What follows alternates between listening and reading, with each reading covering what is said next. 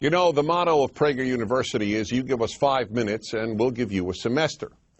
Well, I took many semesters on the question of the Middle East conflict. I was at the Middle East Institute, in fact, at Columbia University. That's where I did my graduate work.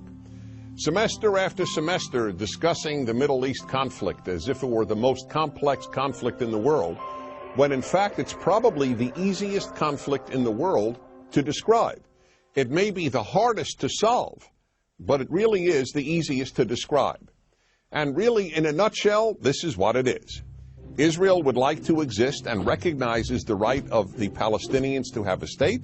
The Palestinians, however, and many other Muslims and Arabs, do not recognize the right of a Jewish state of Israel to exist. Every poll among Palestinians shows that the majority of Palestinians want there to be no Jewish state of Israel, doesn't believe that it should exist or had any basis for being. And this has been true since 1948, when the British left and the UN established a division. Palestine will be cut in half, a Jewish half and an Arab half. The Jews accepted it, the Arabs didn't accept it, and what happened the moment it was announced? Arab armies, about 7 Arab armies, attacked the Jewish state in order to destroy it. To everybody's surprise, the little Jewish state survived, and that was pretty much it. And then it happened again in 1967 when the dictator of Egypt, Gamal Abdel Nasser, said we are now going to extinguish the Jewish state of Israel. And Jordan joined him and Syria joined him, but Israel attacked first, and so Israel survived. And that is how Israel, and only that way, came to occupy what was called the West Bank of Jordan, where many Palestinians lived, because many Palestinians lived in that part of Jordan. So the war was over in '67, and what did the Arabs do? The Arab states all went to Khartoum, Sudan, and announced no recognition, no peace, and no negotiations. The 3 famous no's. What was Israel supposed to do? Then Israel made an agreement to give the entire Sinai Peninsula, an area of land bigger than Israel, with oil, back to Egypt, because they said they would make peace with Israel. Israel gives territory back for peace, and it will always do that. But is there really a desire for peace on the part of Israel's enemies, which broadcast after broadcast on TV and radio in the Palestinian areas is about how Jews should be killed and how Allah wants Jews to be killed? That's the typical broadcast on Palestinian television. And so it's not hard to explain the Middle East dispute. One side wants the other dead. You know what the motto of Hamas is? The motto of Hamas is, we love death as much as the Jews love life.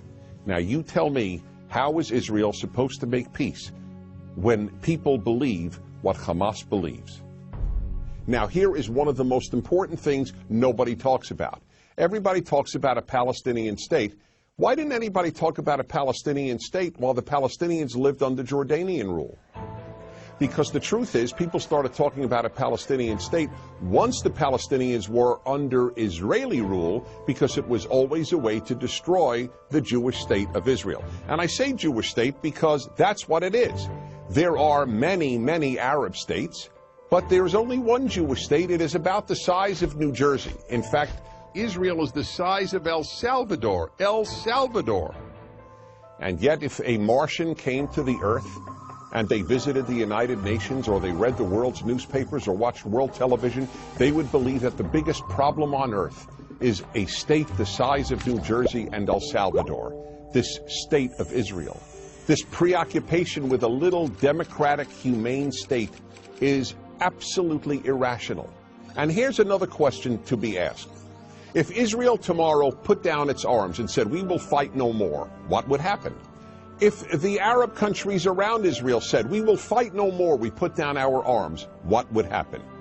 In the first case, there would be an immediate destruction of the state of Israel, with mass murder of the Jews of Israel.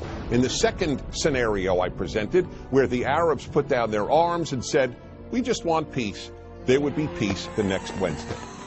The fact is, as I said at the outset, it is a very simple problem to describe. One side wants the other dead. And if they didn't, there would be peace. And yet, please remember this. There has never been, never in the history of the world, a state in that area in what is called geographically Palestine that was not Jewish. Israel is the third autonomous Jewish state to exist in that area. There was never an autonomous Arab state. There was never an autonomous Muslim state. There was never an autonomous any other state. That's the issue. Why can't a little state the size of El Salvador that calls itself Israel be allowed to exist? That, in a nutshell, is the Middle East problem. I'm Dennis Prager.